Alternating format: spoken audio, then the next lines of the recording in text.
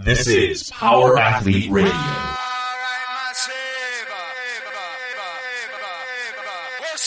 With your hosts, Denny K, Professor Booty, and the Luke Summers. And now, toes forward, hips locked, shoulders set, and retract those scapulars. It's time for some knowledge bombs.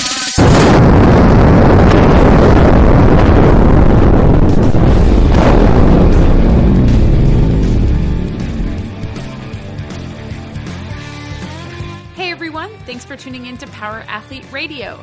This week, John, Luke, and Tex talk with 2014 Highland Games champ and self-proclaimed Drifta Lifta, Matt Vincent. When Matt isn't training, competing, or sweating his balls off in his garage gym, he's out traveling the world. His thirst for knowledge has only grown after rubbing elbows with besties Jim Wendler and Kelly Starrett. In this episode, you'll hear about Matt's athletic journey from track and field to football to endurance sports, and then finally settling into the fringe world of powerlifting, strongman, and Highland Games. His recent competitions and work have led him to travel domestically and abroad and meet the people who have inspired his training. Matt's refreshing take on surrounding himself with people who are positive and generally badass is what he feels allows him to find fulfillment. Here's episode 123.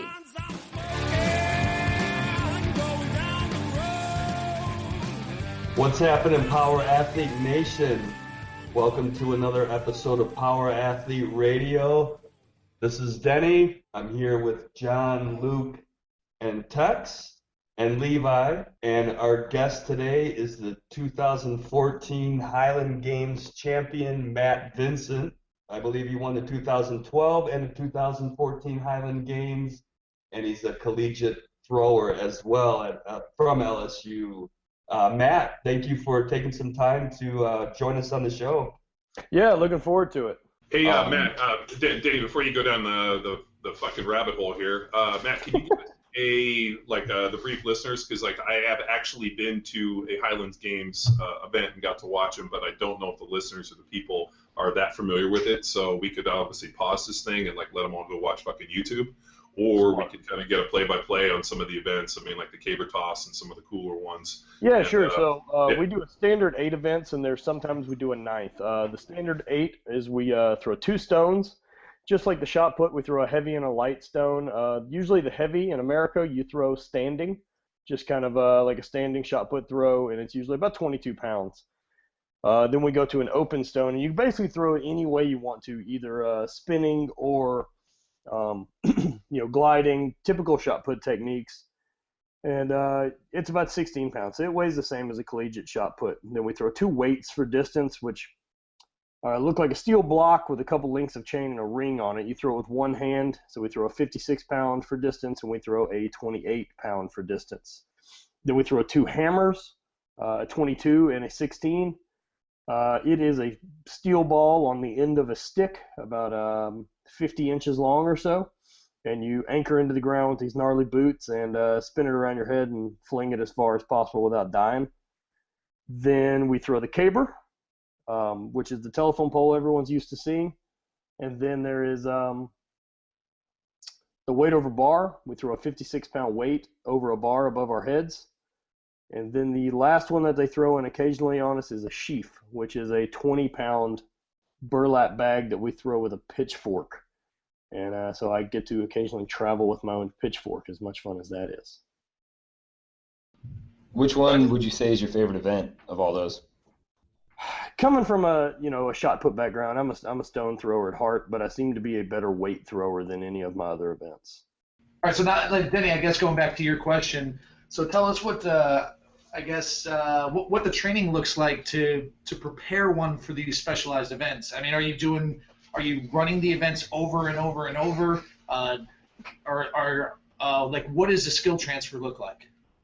So my training usually breaks down into 3 days of typical strength training, and I really follow kind of a sub-maximal lifting plan where I make sure I bench squat, deadlift, overhead press, clean and snatch every week.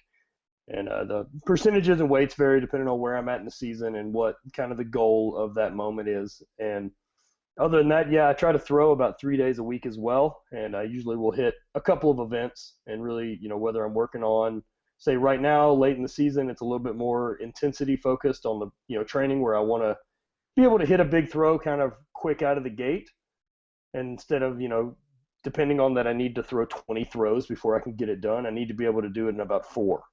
Early in the season or off season, I'll take 20 or so throws and really work on technique and keep the intensity a little bit lower. But yeah, I throw an awful lot. There's really no way to go about it. It'd be kind of like, deciding you want to be really good at basketball, but never picking up a ball. It'd be a really bad idea. That actually makes sense. I mean, that's I'm sure there's a lot of crazy people that are like, oh no, I just go to lift weights, but I should totally be able to do these. But it's kind of like sprinting in our world. Like people are training athletes, but never have them sprint. Well, that's why when they sprint, they fucking blow hamstrings and everybody gets hurt. Like people are like, oh, I fucking train every day. I haven't missed a training day of 700 fucking workouts, and yet they do like one max effort type of like 30-yard sprint and like blow both hamstrings. And I'm like, it's really strange. People don't realize how little a squat transfers into sprinting at a max speed. Well, it's because one is a bilateral hip hinge and the other one is a unilateral abulation. Yeah, I mean, when I first got out of the NFL and we started, CrossFit football and some of the original training stuff I did, we had a guy named Josh Grace, who was a Highland Games competitor, and he ended up hitting me up. And Big Josh lived up in Santa Rosa, where he still does. And I remember he was like, "Hey, can you help me with my programming a little bit?" And I remember he sent me all these videos of, he's an over 40 guy at the time, so I don't know if you could probably see him, but he was pretty competitive for a while. And I remember he sent me like endless amount of videos, and I remember thinking to myself, this is by far some of the coolest shit. So if anybody here is listening, you should definitely go out and check this stuff out. I mean, my favorite one is, and I fuck up the names, but the one where you basically throw the block on the handle over the tall fucking pole vault deal. Yeah, weight over bar. Yeah, the weight over bar. Dude, when that thing's coming down, I'm always waiting for somebody to get brained and not get out of the way. But most of the smart guys fucking run. That happened once. You really? Yeah, and one of the books I'm talking about it, and that's a question I always get, and like one of my responses is like, man, if you're not athletic enough to throw something out of your hand and have it not come down and kill you, this may not be the sport for you. Or you should just basically fucking die. Yeah, just take it right in the fucking teeth and call it a day. And just be like, hey, you know what? Like I probably shouldn't fucking be on this planet if I can't get out of the way. It's like Jesus, it came out of your hand. No one snuck up on you. I think one of the other ones I saw was a dude was running with the caber, and as he went to throw it, like when he didn't get extension, he like extended forward, and the caber hit him in the chin and like basically fucking took his head off. And I remember thinking to myself, either people, and you know what, this happens to us all the time, and we teach seminars and travel all over, and I'm always amazed by people's inability, like just to follow the first rule, which is survival. Like, hey, I'm going to go for a heavy 1RM on the back squat, and as I'm not getting it, instead of throwing it backwards, I'm just going to fucking shoot my hips up, duck my head, and throw the bar over my head. Like, I've seen that one, and like I literally am like, oh, it seemed like the best option at the time. I'm like, really? Because dumping 500 pounds over my head doesn't seem like the best option. Just letting it fall off my back, we see people do shit all the time where it's like, maybe some people are a little more daring than us. I just figured I don't understand why people don't just walk out from under it. It seems like the obvious move for me. I haven't trained in a squat rack in the better part of a decade, and just it's not real terribly difficult. So what would you say your best event is? Like, what's the one that you really fucking excel at? Like, if all of a sudden everything's tied up with the best guys in the world and you get to pick the last event to go into it, what's the one that you want to see? I'd really like to go with the open stone. That's the one. That's been my bread and butter. I've tied the world record there, and I've always been a big fan of the stone for sure. It's a trickier event, and it just, I don't know. I got a shot put background, so I figure I'm a shot putter by trade. I should be able to do that one well. Are you a glide guy, or are you a spin? I was a glider in college. Luckily, not getting along with a coach and having him talk to me about the spin for just about 15 minutes one day and me trying it for just about as long. He said, "No, you're a glider," which makes a shitload of sense since I'm 6 foot tall and have short-ass arms. Sure. So why would you get the idea to use centrifugal force to fucking Yeah, no, it would be fucking because I had a terrible coach. Isn't that always the case? Yeah, you have greatness in front of you, and it's a fucking bad coach. Let's not throw the term fucking greatness around too easy there.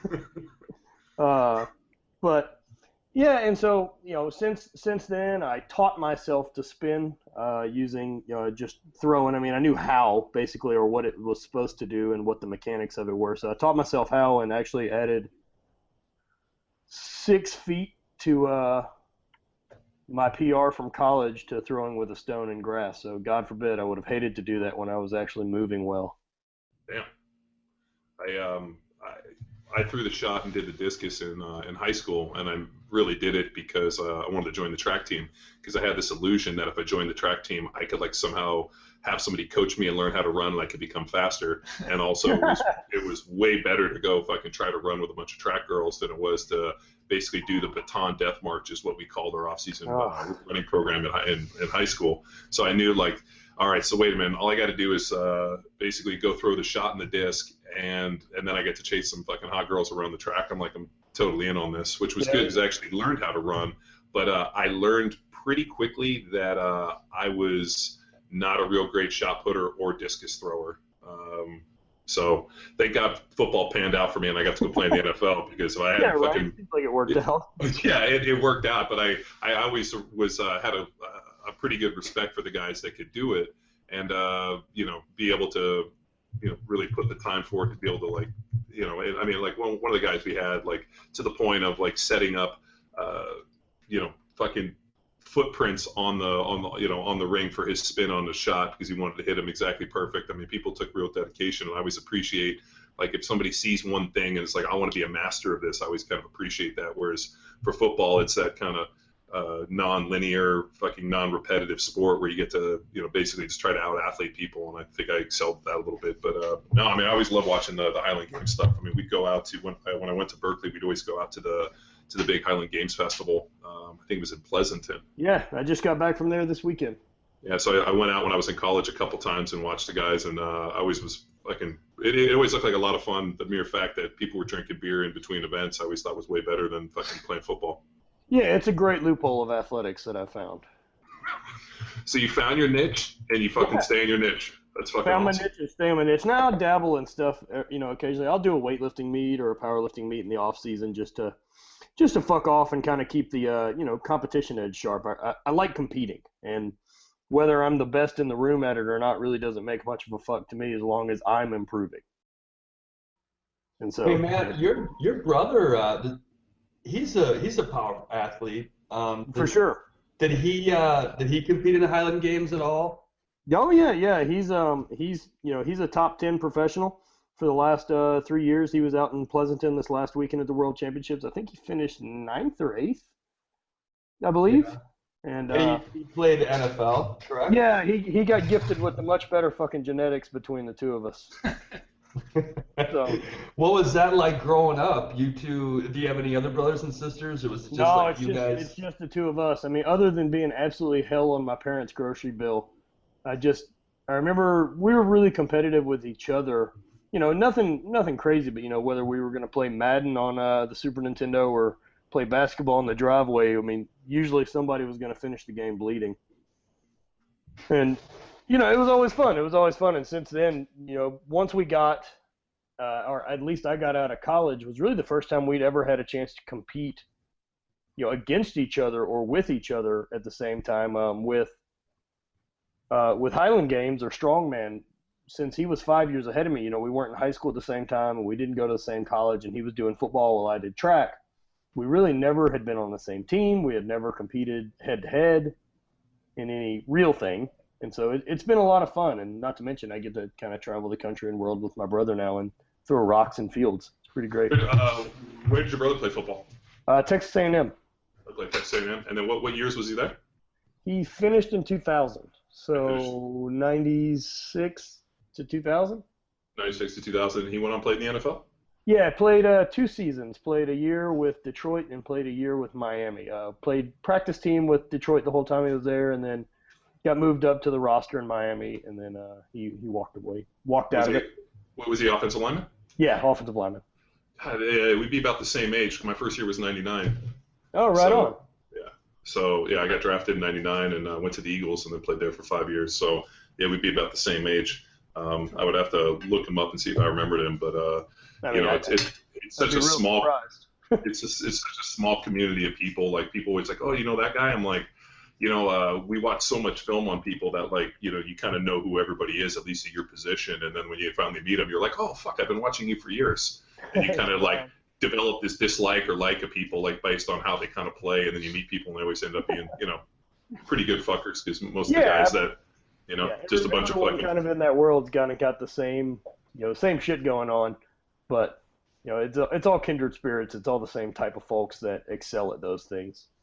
Yeah, it's usually just some big dudes who want to drink some beer, lift some weights, and fucking go out and beat wholesale ass. I mean, it's really pretty simple. I mean, it was some of the other assholes that tried to overcomplicate shit. I'm like, hey man, life's gonna be fucking more complicated enough, dude. Just like let's leave it easy, let's keep it simple, and just go out and have some fun and do this. Well, people have a tendency to fuck up really good things on a regular basis, so. Why is that? Why is that? I have no idea. Because, you know why? Because everyone wants some fucking magic bullet or secret that makes everything all better. And the truth is there isn't one. It's just fucking really hard work over a long time and consistently doing it. That'll solve everyone's fucking problem. You want to be happy? Do something that makes you happy every fucking day for a really long time. It's not just going to show up and wait for you.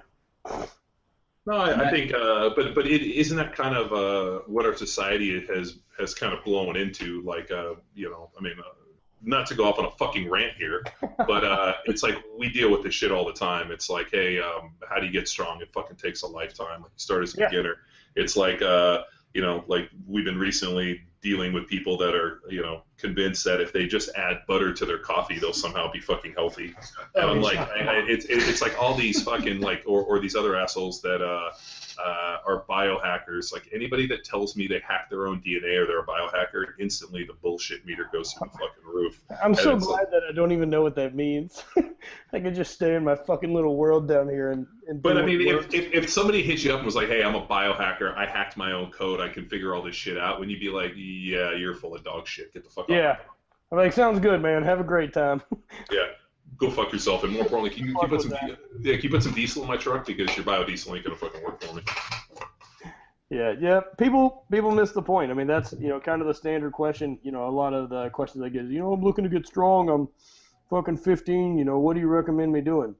I recommend you squat moderately heavy for some reps once a week for the rest of your life. It'll take care of it. Yeah. No, I mean, we've seen people that have come and done a program, and what they do is they end up program hopping, and they come back like 5 years later, and they're like, oh yeah, no, everything worked really well. I've added 10 pounds to my squat in the last 5 years. Great work. And then we had another kid who followed a program for like 4 years and fucking squatted like 800 and benched 565 for reps, and I think he's the starting guard just started game week 1. Yeah, started week 1, came in and started as a true freshman at Tex, where's Braden at? What's that? Where's Braden starting at? I don't know. Clemson. Is it Clemson? Regardless, yeah, he was on. No. Auburn. So Auburn. he's currently a true sophomore, and he's starting for Auburn and just dominating. Yeah, he's crushing it. So I mean, it's pretty amazing. Like when you see, like, if you just follow the plan and like be consistent and keep working and don't look for fucking magic bullets, like putting butter in your coffee, because fucking butter should be used on eggs and whatever else, and fucking muffins. Bacon. You gotta butter up your bacon. Yeah, I mean, nothing wrong with a little butter in your coffee. But you honestly think that, like? No, I don't think it does anything other than add some fucking fat to my diet. That's easier. Well, fuck. Okay, then. That's what we're fucking talking about. Like, if you like fucking butter in your coffee, then fucking put it in there. But at least admit it. You know what? It fucking tastes good, but don't be like, oh no, there's great health benefits and somehow gonna make me fucking better. I'm like, you know what? No, it's not gonna fucking work. But that's the fucking world we live in, where everything is this like little hack or this, or you only have to do this to try to find like the secret fucking deal. No secrets, man. That's the secret. I remember Kelly Starrett told me that he went and gave a presentation about his book Supple Leopard, and he has like fucking 8,000 stretches in there, and then but if you do them all, you'll basically reach level 99 of Supple Leopard, where you can actually blow yourself, and then you don't have to leave the house. And he gives the thing. Yeah, he reached it. He just doesn't leave the house. He blows himself all the time. But at the deal, if somebody raised their hand and they're like, well, which ones do I really need to do? Like, what's the most important ones to have me get there as fast as possible? Jesus and he's Christ. like, well, it's like a holistic deal. You have to like kind of test and retest, and you kind of follow all these, and based on your dysfunction, it kind of is like a choose your own adventure based on who you are. Yeah. Well, okay, that's fine. But which ones do I really need to do to kind of just like jump through this to get to the end? And All, he was like, motherfucker. Do all of and them. but I mean, that's our iPhone society, man. That's what's really fucking come about. How about you do yourself a favor? Why don't you just start out and follow the blanket fucking program, and then from that decision, after about 6 months, make a decision of what's working, what's not working, and where my weaknesses are, and then fix things. One variable at a time. Ugh. Matt, I'm curious how you really got into this whole thing. Did you follow your brother to this sport, or just kind of stumble upon it, wasted at a bar? Yeah, I followed my brother into strongman. At the time I'd finished college, I was struggling owning a bicycle shop, and got out of that so that I could actually have a job that made some money, and got back into lifting after a failed couple years of being an endurance athlete, which I wasn't very good at. Big surprise. And then followed him into strongman and enjoyed the training, and then I really enjoyed training strongman, and I fucking hated competing in it.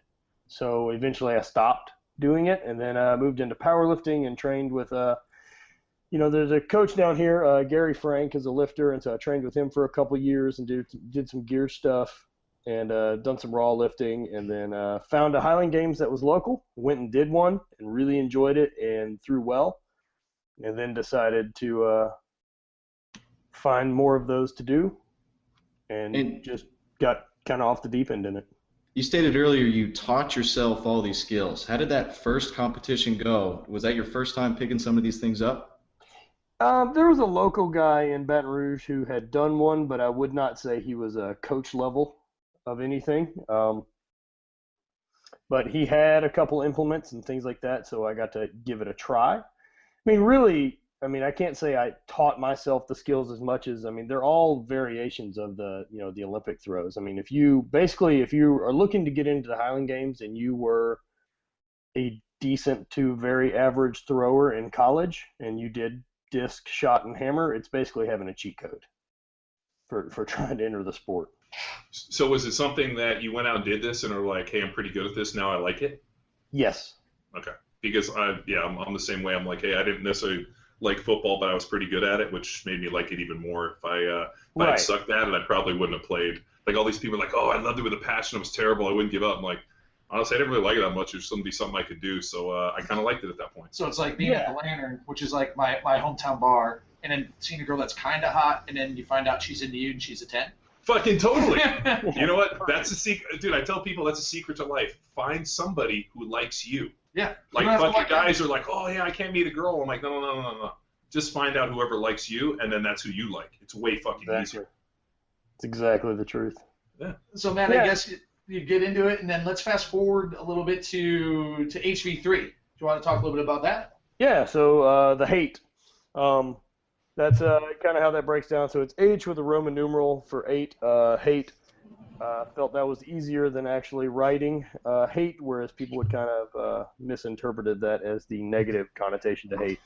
And it's trademarkable. That's true. That's the big thing. It's all about the bucks. Yeah, I was going to say, I hope you've trademarked it. I got fucking tens of dollars rolling in. So. I got all these zeros in my bank account. It's right. It's right. 0.00. I keep my bank account in the red, the way I like it. And so my brother and I had kind of talked about the hate, and stuff like that. Kind of always, looking at athletes, and for people who competed our entire lives, we weren't ever really, and still aren't. We're not sports fans by any fucking stretch. I don't honestly give a shit how LSU's football team does, or never did while I was in college. I'm not a diehard fan of any team. I've always liked athletes, and so there was always guys that I was, that I liked to follow, dudes that just had the work ethic and could just outwork everyone, and there was something special about that we always kind of referred to as, that guy's got the hate, just hates himself. He's willing to go out there and die and that ability to suffer more than your opponent is what it's all about. And so, I take a lot of pride in that. I take a lot of pride in that, that I'm willing to outwork other people, that I'm not forced to do any of this shit. I train in my garage by myself, and it's, 96 in my garage right now. It's miserable. And so I'll get in there and do my fucking work, and then I'll go throw in a field by myself and get all the work in.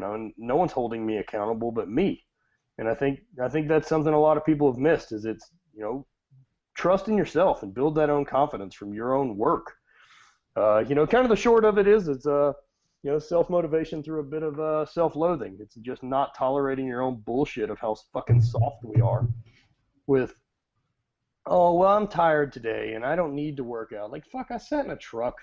It's not exactly like I roofed a house all day or defended my country or got invaded by an army. I sat in an air-conditioned vehicle. God forbid I'm too tired to lift. So that's a little bit of it. So, Matt, do you think that hate is something that you're born with? Or do you think that you can actually mentor and train somebody into it? It comes, honestly, and I'm going to fucking jump in, it comes, honestly, from having an older brother, because I grew up with 2 older brothers. It's all his fault. Well, no, it is. Like, you grow up your whole fucking life fighting against people that are bigger and older than you and doing nothing but working to belittle and destroy you as a fucking human being. So you develop at a young age this, like, kind of, the hate's a great way. I got 2 older brothers. My one brother's 5.5. My other brother's 3.5 years older than me. And all we did was fucking battle. And then by the time I got to high school and I finally got to battle against people my own age, they were like, God, you have such a bad attitude. I'm like, yeah, because you have to, or you're going to get your fucking ass kicked. And, like, I don't think other people that grew up having, like Luke's got a sister, so he, I've become his fucking surrogate hate, and by just fucking doing nothing. But, like, you grew up with brothers. All they do is belittle you, and I firmly believe that actually ridicule and belittling is the final evolution of strength training. That, like, you can get fairly strong to a point, but to really take it past a certain level, you have to have somebody there that's going to belittle you and fucking try to break you down every day. And only after that can you really reach the nirvana of strength. Yeah, I never understand fucking people that are comfortable being in a gym where they're the strongest, best dude there. Fuck that. I want to be somewhere where there's shit to learn. And there's, other people around me that are better than me. The whole fucking check your ego thing. For fuck's sake, no one cares how, at the end of all this, and then when life punches out, no one's going to give a shit about how much I squatted or how far I threw a rock. But how many fucking the life experience, the life experience that comes behind it of, trying to better myself and always pushing forward and trying to learn or trying to help other people. That's shit that matters. I always think, too, at least I really hope this happens in this fucking life, but I imagine everybody, like, this is kind of one of the things that drives me a little bit is on your fucking deathbed, like, the doctor tells you got 3 weeks to live and you're laying there and, you're on your deathbed and people are around you. Like, at some point you're going to have to look back and think to yourself, like, did I make a difference? Am I happy with the body of work I fucking created? Are the people around me there because they fucking either respected me, loved me, or they're legitimately there to, like, comfort you, or are they there just waiting for you to fucking die so they can hope to God that some lawyer reads them that they gave them $1?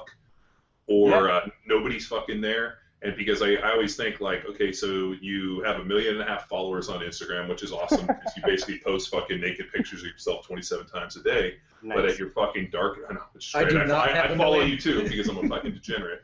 But at that fucking moment, like, you think about. But I don't respect them. Yeah, well, I'm not doing it because I fucking respect you. I'm there because it's entertainment. But you think about, like, am I happy with not only who I am? Did I live to a set of principles? Like Luke and I have been having this ongoing conversation a little bit, and it stemmed from one of the guys on CrossFit posted up a thing on Facebook about one of the generals or some high-ranking military official was recommending that this Marine gets court-martialed because he went into a house in Afghanistan, and there's a custom in Afghanistan where the older men rape the boys. He goes in and basically fucking sees a guy and drills him and beats him up. And this guy was calling for his court-martial because that's in the custom of the Afghani people that's fucking totally acceptable.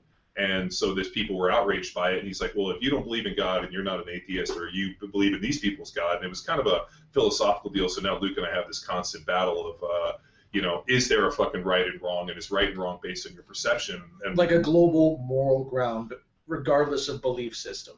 Yeah, exactly. Like, everybody should be born with a certain set of fucking beliefs, and then it's like, and the fact that you don't subscribe to them basically either makes you a fucking cop-out or you're fucking morally bankrupt.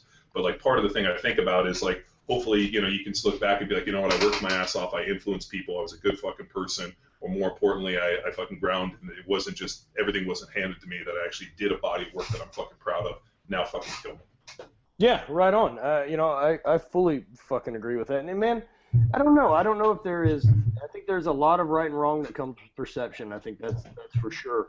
But I think there is some level of decency, and I think maybe that even if it's as simple as just, is what I'm currently doing make me a piece of shit? And if the answer is yes, fucking stop. And physically harming someone for some fucking tradition or hazing or any of that type of shit kind of makes you a piece of shit. Fucking touching kids makes you a piece of shit. I don't know why you have to have some culturally acceptable deal to be able to do it.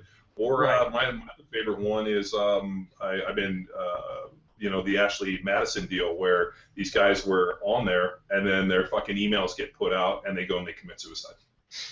And I'm like, if this was something that you were, and there's a Johnny Cash song that goes fucking what you do in the dark comes to the light, and I always think like, I can't remember for the life of me what it is right now. I just heard, because Sunday morning's basically Johnny Cash day at my house. That's all we listen to with my girls, to try to combat the fucking nonsense of music and try to introduce some good stuff. But in it, like that line goes, and I remember fucking thinking, I'm like, dude, if you are going to join a site and do something that if the fucking all of a sudden came to light that the only fucking out you have is a fucking gun to your mouth, you probably should have killed yourself before you fucking even logged in the site, or you probably should do that. Whereas all of a sudden have we, people are blaming, these hackers. I'm like, dude, those guys just fucking made information available to people. It's not my fault that you're a fucking degenerate and that you're worried about people finding out about it. Then don't fucking do it. It's fucking. It would also amazes me that I've gotten a big kick out of is the other information that's now come out from that hack, is that like there are more women in America named Ashley Madison than there were actually women on that site. Yeah. So like more than 90% of the female users on that site were men paid to play the role. It was actually they hired, because there was a lady who actually sued them for carpal tunnel syndrome because she was having to create like 40 profiles a day and steal pictures and create stuff. And it was something like, of the 30% of their, which was 10,000 subscribers, there was less than like 50,000 actually legitimate women on that site. So it was a bunch of fucking dudes subscribing to like fake fucking profiles in the hope that they were going to get some weird fucking hookup. So strange to me. Yeah. Isn't that what they call Facebook? Maybe, I don't know, Danny. I've been out of the loop so long. Getting laid really wasn't ever that difficult.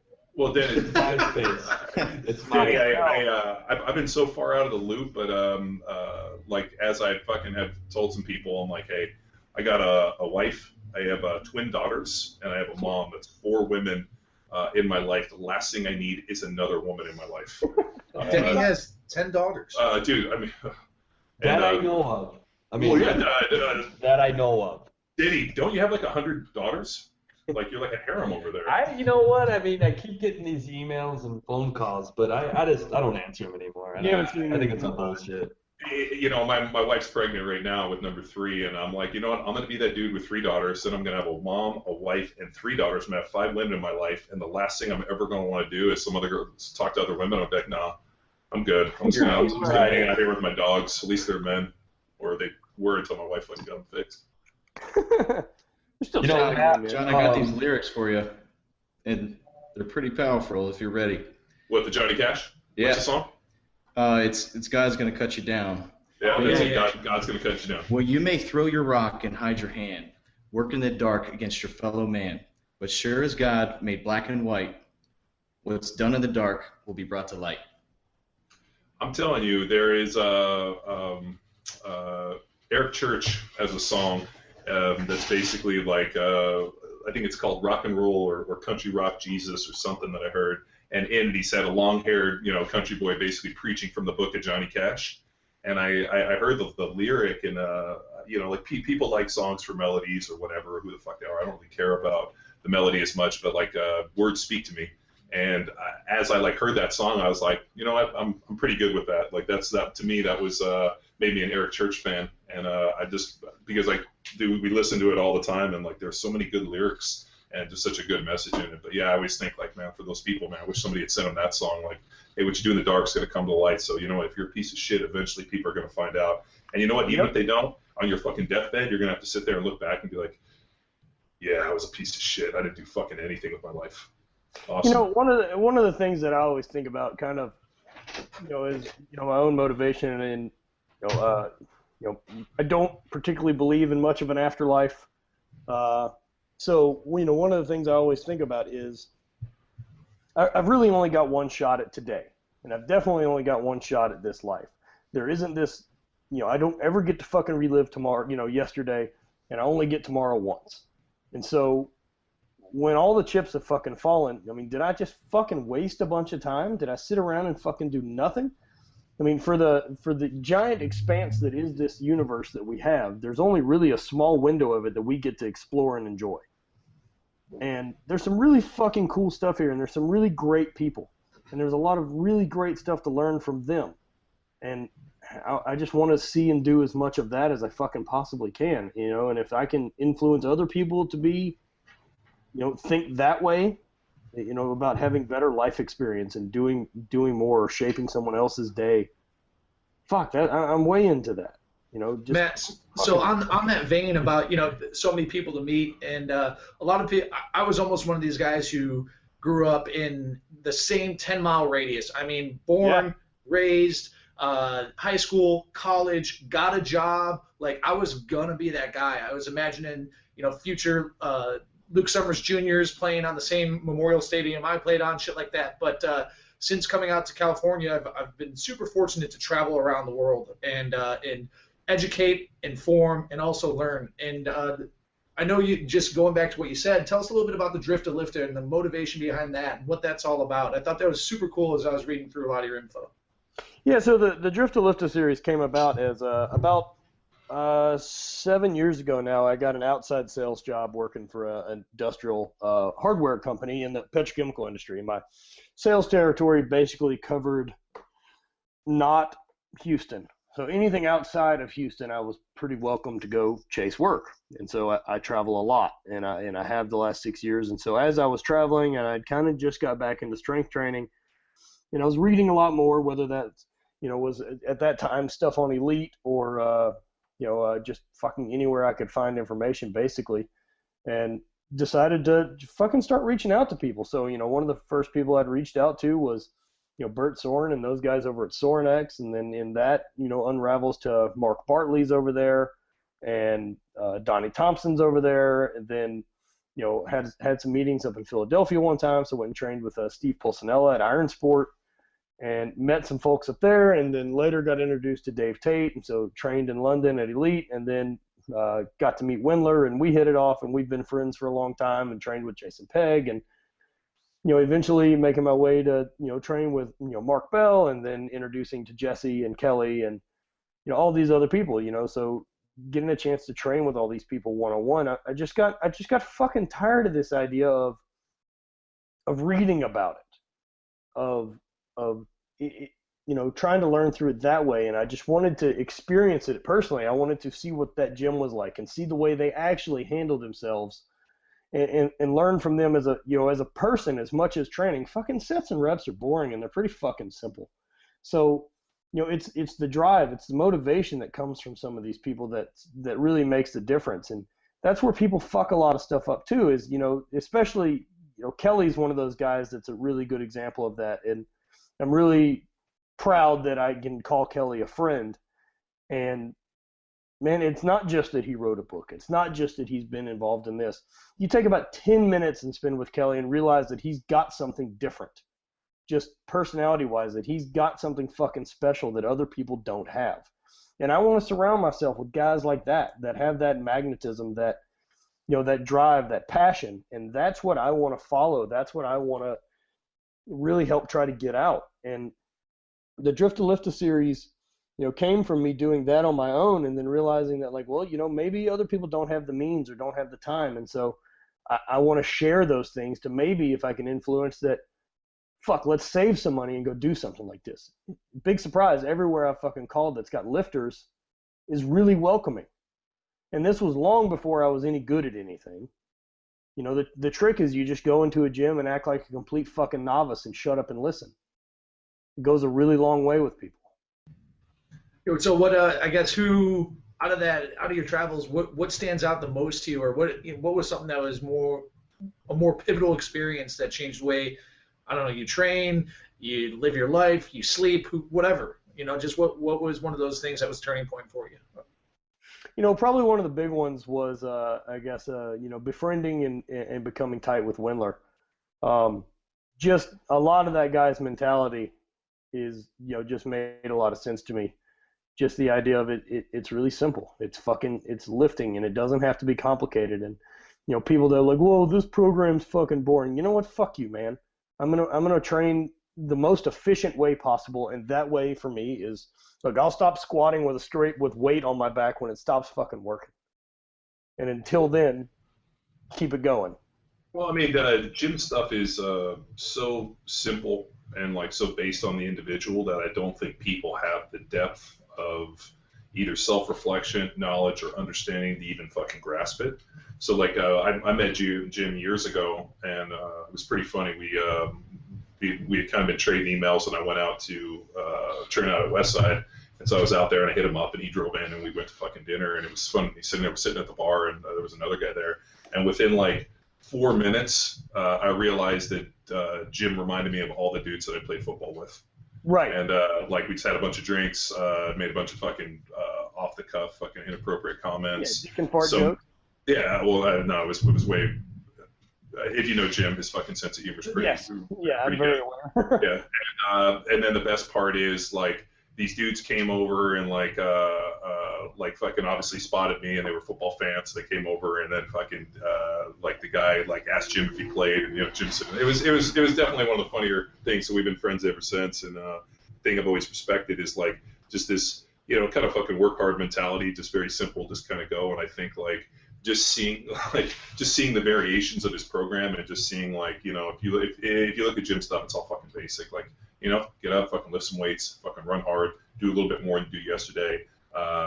Fucking don't follow a fucking fad diet, fucking eat. I mean, it's just all very, very basic, simple stuff. And I think for a long time, I try to explain to people, I'm like, it's really not that fucking complicated. The thing is you've been brought up into a world where the more complicated something is, obviously the better it is, that you're waiting for some fucking Wizard of Oz to jump out behind the curtain to show you what's behind the curtain, and there really is the curtain. And I think like that fucking mentality, and I just don't think people have the variation. It takes them a long fucking time to realize, like, hey man, the best stuff in the world is fucking simple. Like if you even look at a car, I appreciate seeing a carburetor and a fucking ignition wire. When you fucking make me plug into a computer, and I got to plug one computer into another computer to read codes to tell you what's wrong with my car, fuck, all of a sudden we're in a fucking problem zone. I mean, it's like you walk into a gym. I mean, like we have our office. I basically built the warehouse space into our own gym because just the amount, just training at a commercial gym or really anywhere that has people, it fucking makes you want to kill yourself. Yep. And so we built that, and like we don't, it's invitation only. You have to show up. You got to do training. There is no fucking special fancy bullshit. It's very simple. It works, and we follow a simple program, and it's based on fucking show up and work hard, and progression. Do a little bit more today than you did yesterday, and fucking just be consistent and actually work hard. And it's like I don't know where in life, and this is something that we run into all the time, where it's become now like working hard is some form of validation. And it's like, that's something that kills us when we, over the last bunch of years, I'm like, dude, hard work and effort is fucking, like, that's just par for the course. Like, that's accepted. Like, don't tell me that you fucking worked hard. I don't need to see that you worked hard. That's a given. You should.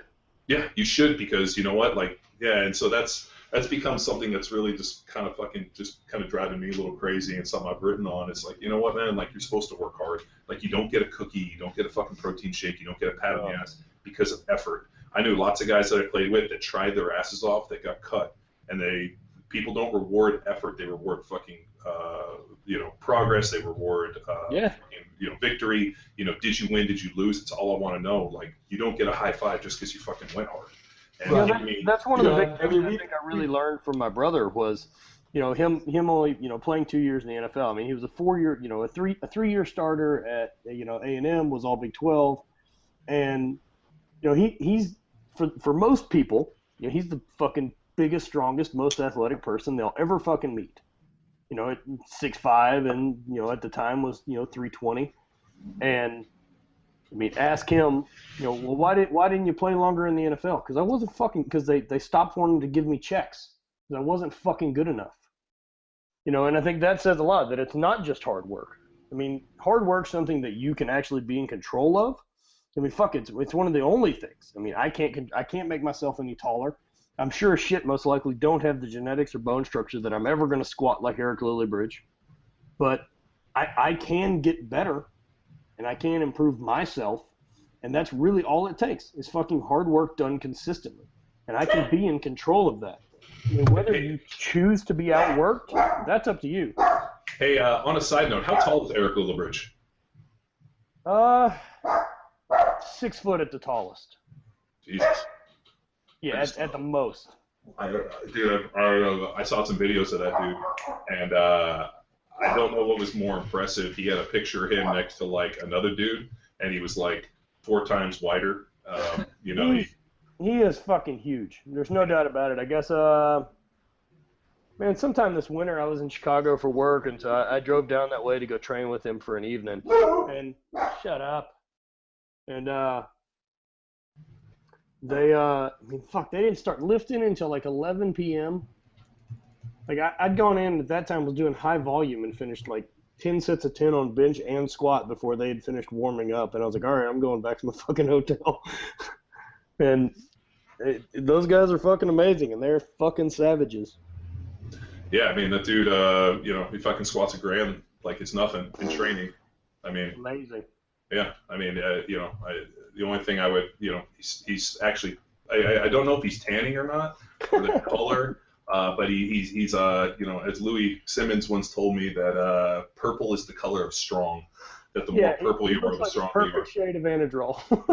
Yeah, exactly. And it's like, I was like, I hope you guys are hitting the tanning salon a little bit because, man, that's a good looking shade you got going there. You're telling me that he doesn't look like a perfectly healthy 25-year-old to you?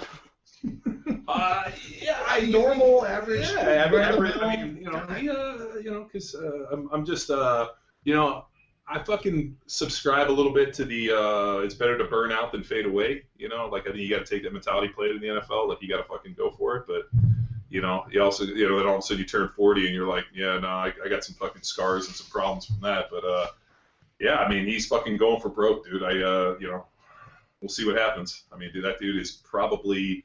I mean, Milanichev, I think just, beat the deal. Yeah. But don't they have some big contest coming up where they're going to go fucking head-to-head in Russia? And, sure. Oh, yeah, I mean, that dude will probably squat 1,030 or something in a set of reps. Yeah, Milanichev's a fucking – and that guy, like, just looking at the way he's built, I mean, the size of his knees and elbows alone, it's just built different. Yeah. No, he's a massive fucking human being. Yeah. Well, you can always kind of gauge at how big people are when they get underneath the bar, and like you've seen, the bars are all standardized.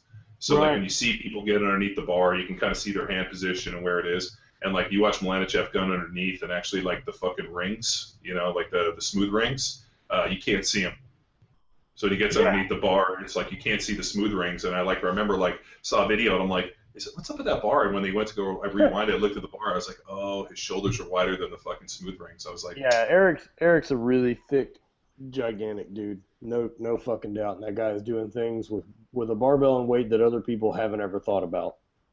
Yeah, those guys don't really do any specialized training. They don't do any conjugate. They don't really do. It's basically just lift fucking heavy weights. Heavy singles, baby. Well, I mean, and they kind of do that, fucking Ed Cohn, or even, what those like Hatfield and those guys did, where it's like, hey, if you do singles, you work on your bar speed, and as long as the fucking bar keeps moving fast, you keep fucking adding weight to the bar. Yeah. If it slows down, then you're fucking done for the day, or you went too heavy. I mean, it's really not rocket science. Nope. No, I think there's a lot to be said about, but a lot of that comes with, the years of being able to figure out what feels fast. And that's relative from you doing a lot of reps. Yeah, no, that dude's a beast. I'm excited to see what that guy does. I just never knew anybody that knew him. Never met the guy, so I have no gauge of how tall he is. I'm like, either that dude's 5'10", maybe 5'11", but easily looks like he could be. He dives down to 308, 310. Yeah, that guy's allegedly. Allegedly. Yeah, did they have some deal where they were calling like 275 or some bullshit I saw? Yeah, from what I understand, the alleged story is that they just basically nobody in their fucking gym bothered to cut weight, and they just competed in whatever class they felt like. It's awesome. Yeah, fucking whatever. Yeah, I mean, at the end of the day, I don't give a fuck if you're 400 pounds. If you squat a grand with a set of reps, I'm fucking impressed. I mean, if you're 300 pounds, I mean, dude, fucking over triple body weight in a back squat is fucking crazy. Amazing. Yeah. Well, you got guys like Chris Duffin squat 880. Yeah, 220. Fucking hell. That guy's a maniac. Yeah. Oh, yeah, he's, I mean, it's pretty interesting, too. There was kind of and I'm sure you saw this, too. There was, everybody kind of went into, the geared lifting, and I think it fucking stymied progress. And the minute that everybody kind of fucking threw it off and decided, you know what, fuck this, all of a sudden it's now as if the raw lifters are stronger than the geared lifters. For sure. Now it is. Now, there's no doubt about that anymore. I mean, fuck, if you had a guy squatting 1,000, you were like, fucking briefs, canvas suit, wraps. I squatted 1,000. And I'm a long fucking side off doing anything Literally Bridge is doing. Yeah, I remember when Windler told me that. He said he squatted a grand in that contest, and he could barely squat 400 pounds without it. Yeah, I think my best squat without was about 705. So, yeah, I mean, I absolutely was hanging 300 fucking pounds on that suit. It's basically just ride the positions the best as you can. Be strong enough to fucking hold on. And then just hit the fucking reverse button and go up. That's it. No, and the other thing, too, is, and the one thing that I think people fuck up with all that stuff, and Mark Bell and I rapped about this, he said, guys are so quick to fucking jump into the gear that they don't spend 10 years getting strong before they throw it on, so then the gear becomes not necessarily an amplifier, it just becomes a crutch. Well, yeah, I mean, you only learn how to lift in gear. It's the same thing as you see guys who train all the fucking time with bands.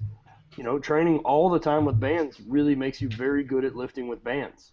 I mean, that's, the body's going to compensate to what stimulus you give it all the time. And if you're going to say we're going to be in gear all the time, you get really good at lifting in gear. Yeah.